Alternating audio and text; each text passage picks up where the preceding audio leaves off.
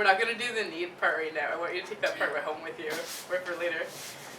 Unless you have one that you think is really good. The next one is think about teamwork. And so in improv, the whole point of being on a stage is that everyone is an equal. And so, again, even if someone comes across funnier, it's because the whole group is funnier. It just works that way. And so in your team, when you're thinking about improv, it's like there's no star, everyone's an equal, there's a lot of respect on stage, and then everyone's working towards the same mutual goal, and that's making the audience laugh and creating a plot line. And then the last piece is camaraderie is comedy. And so the best way to make people laugh is to have something work. You don't have to be aggressive or against people to get jokes. It's always really together. So if you think about in either the BCC team or the Kudos team or wherever you're thinking, what kind of teamwork is guaranteed? For this one, just talk to the person next to you about it. What sort of teamwork will always happen no matter what? Yeah. Well, in school, it's like having a leader. You have to have someone. We have to be Yeah. But we're making jokes.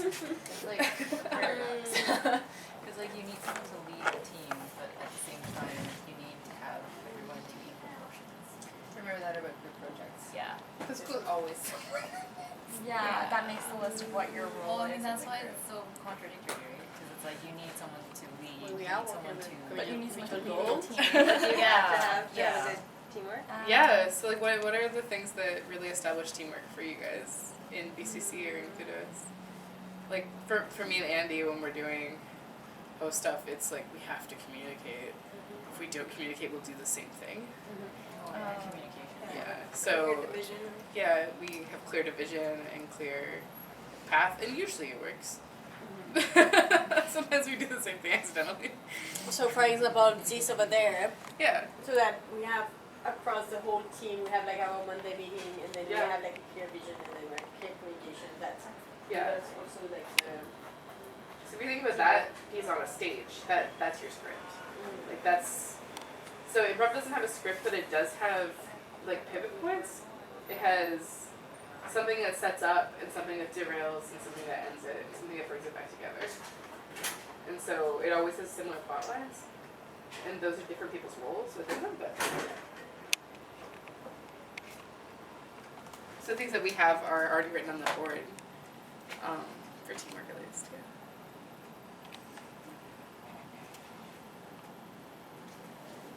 Do you see any that overlap? Like, I feel like on our team we're pretty equal. There's not really a star of the show, even though we joke that the designers are.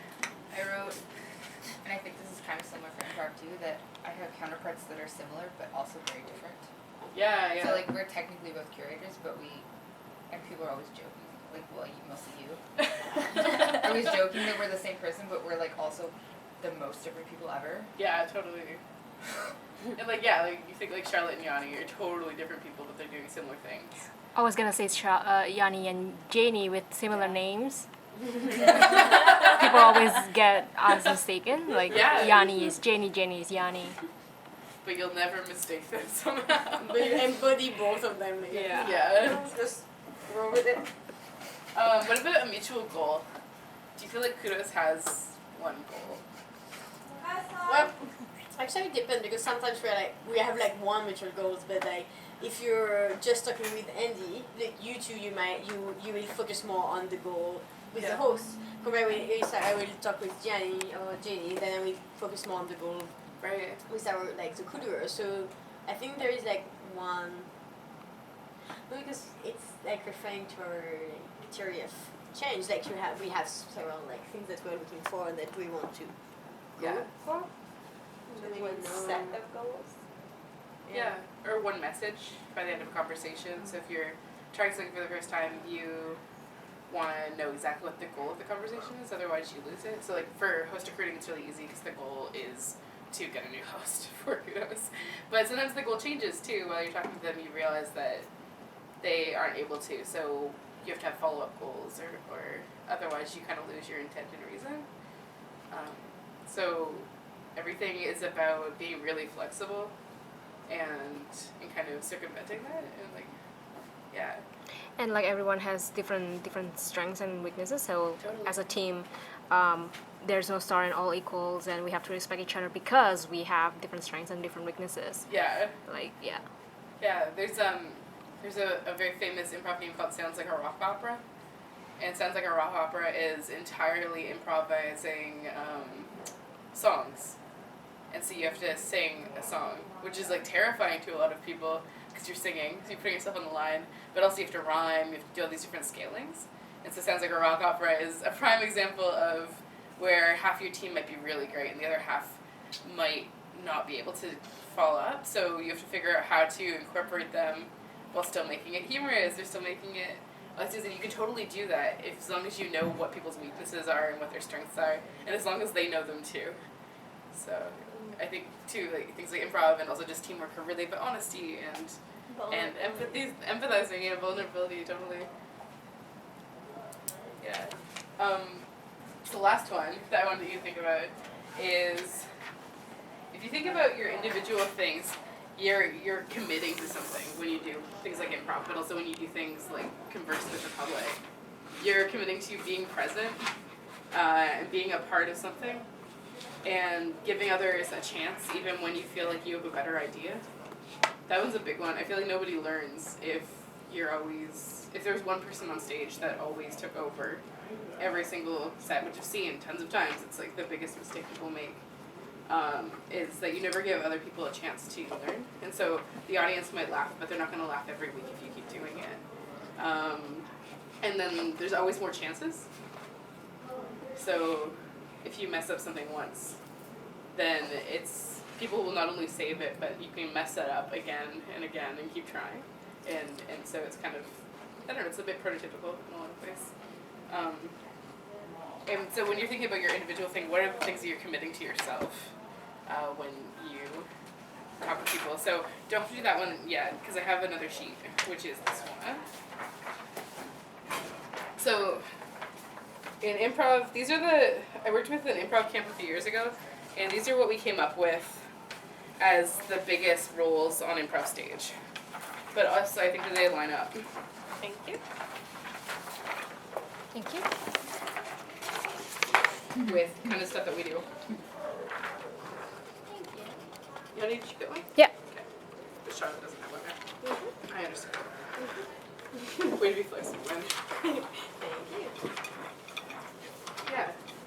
So, there's a breakdown in people, and all of these roles are equal, but they end up coming across differently on stage. So the Remembrel, of course, if you're a Harry Potter fan, you know that Neville has lost his Remembrel. But also, you're the person who remembers details, and you're the person who makes callbacks, and you're the person that can always reference something on the spot, and you are also the documentation person. So you're gonna do as much documenting as possible, whether it's in just your head or on paper, you're always taking notes. That's the Remembrel. There's also a person who's the director. They push character development, they prompt reflection, they challenge the story, and they often add conflict when it's needed. So sometimes the director is kind of just the person who jumps in and changes it up, whether you like them or not. It's very frustrating sometimes. There's the script supervisor who adds analysis and also just cohesion. They're very blunt, and they'll sometimes, I think the funniest times you see improv, someone will literally just walk up and say, "That wasn't funny." Like, that's like what they'll say on stage. That's the script supervisor, and they're there to help. And they make changes of the director, and they are also not yes and. They're the only person on stage that gets permission to say no. There's a person called the wait, and they're always the first one on stage, the first one who drives personal character, and they keep momentum and they keep movement. So when someone else is feeling inflexible, like a director or a script supervisor, or even the Remembrel, then the wait will jump back in and give them kind of help. And the last two people aren't really people, but more the things to note, which are water and oil. The water is like the protagonist. They're the person who's always kind of going in and out and making sure that things are going really fluid, really flexible. Then oil is the person who messes up everything every time, but they're usually the person that's making it funny. Because conflict is funny as long as you can show that everyone's comfortable. So that's the kind of grouping of improv in all these different segments. So I dare you, with the person next to you, to map out a little bit about not only the traits of these different things, but which ones do you fit into? Do you see your own traits in this? Specifically in like remember all director, script supervisor, weight. And then you can think about the water and oil and maybe think of some examples of different times that you're like, oh, I've been water or I've been oil. Do these roles like switch around? A lot? Yeah, they totally can. But I think that most people are one more than the others. Like I can give you, I'm always a weight. It's how I'm gonna be, and it's not usually the funniest. It's usually the person who is making something roll really quick, and then someone else will fix it later. So yeah, think about them just like charging through a brick wall, and then you're like, oh, someone else will clean up the bricks. Don't worry. that's what I do usually. But I think other people on our team, which are like, I feel like Janie is more of a director. Janie pushes character development and prompts reflection and challenges the story. She asks more questions.